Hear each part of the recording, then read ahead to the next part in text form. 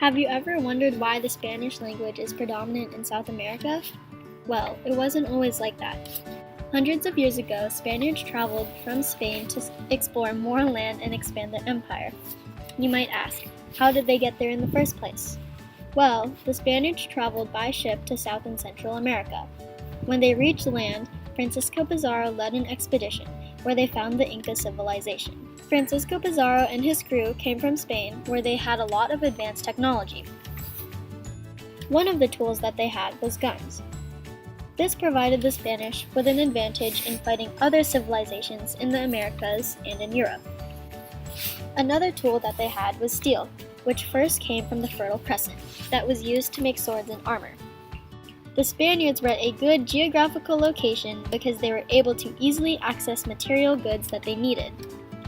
This provided the Spanish with a huge advantage in conquering ancient civilizations in Central and South America. One of the civilizations that was conquered by the Spanish was the Incas.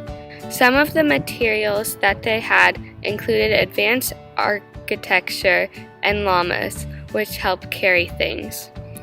Some things that they did not have were swords, guns, and domesticated animals. This put the Spanish at a higher advantage over the Incas because it was much easier for them to take over the civilization. The Spanish had animals such as horses and cows that provided transportation, food, and muscle power for farming. Another factor that affected the overtake of the Incas were diseases that the Spaniards carried with them from Europe. The disease was smallpox, and it was spread through their domesticated animals.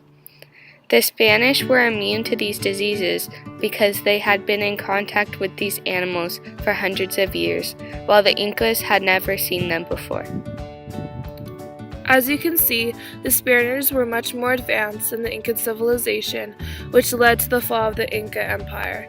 One of the characteristics of civilization that helped the Spanish was a strong military. They were provided with guns and armor, which aided them in defeating the Incas, who only had spears, bows, and arrows.